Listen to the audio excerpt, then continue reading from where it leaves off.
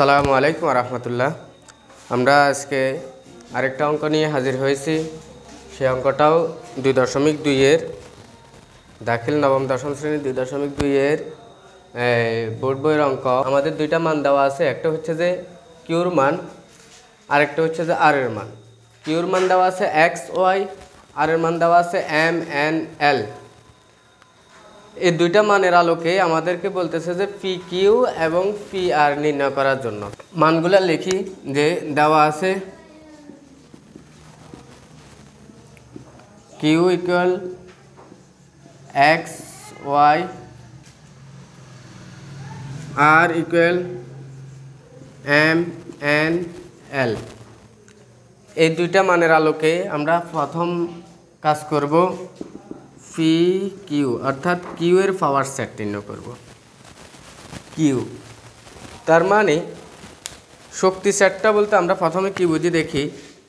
আমাদের কাছে x Y দুইটা সংখ্যা আছে। এই দুইটা সংখ্যাকে আমরা কিভাবে সাজাইতে পারি, কয় রকমভাবে সাজাইতে পারি, এটাই হচ্ছে যে আমাদের মূল কাজ এখানে। তো এটার জন্য যদি আমি আরও সহজভাবে যদি একটা উদাহরণ দিই, ধরো তোমার কাছে দুইটা খাদ্য আছে। একটা হচ্ছে যে এই কলা, আরেকটা ধরে নাও যে আপেল আছে। ধরো এটা একটা জুড়ি, এই জুড়ির মাঝে একটা কলা একটা আপেল আছে। এখন যদি তোমাদেরকে যদি বলে যে এখান থেকে তুমি যা মন চায় তা খাও, তাহলে তুমি ইচ্ছে করলে প্রথমত কলা খেতে পারবা, যে আমি শুধু কলা খেলাম আর কিছু খেলাম না। ইচ্ছে করলে তুমি আপেলটা খেতে পারবা, যে কলা খাবে না তুমি খাবে আপেল। যদি ইচ্ছে করো মানে এটা একটা তোমার হাতে অপশন আছে, শুধু আপেল খাওয়া একটা অপশন আছে, আবার কলাও খাবে প্লাস আপেলও খাবে, দুটোটাই তোমার কাছে ছেড়ে দেওয়া হলো যে তুমি যেটা খাও।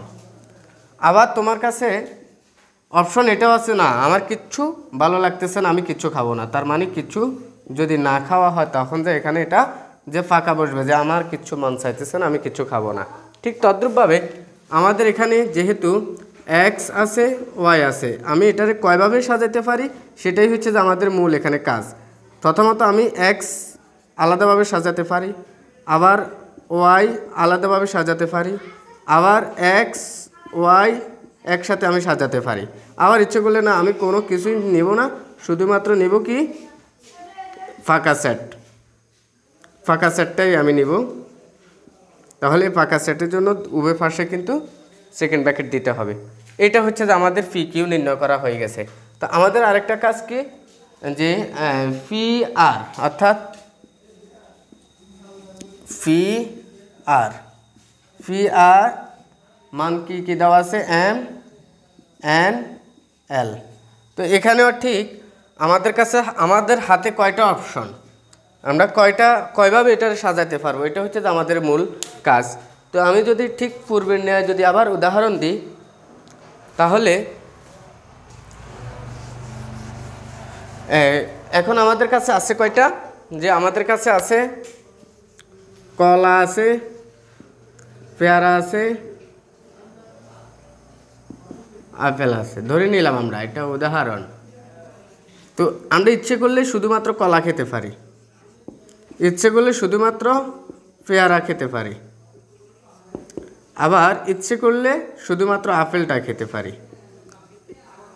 আবার ইচ্ছে করছে যে আমি কলা এবং আপেল দুইটাই খাবো, কলা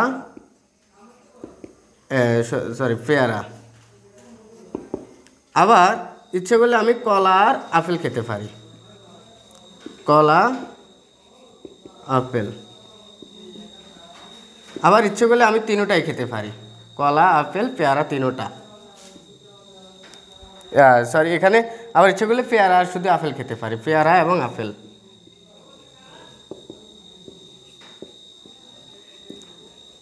মানে এভাবে সাজানো যায়।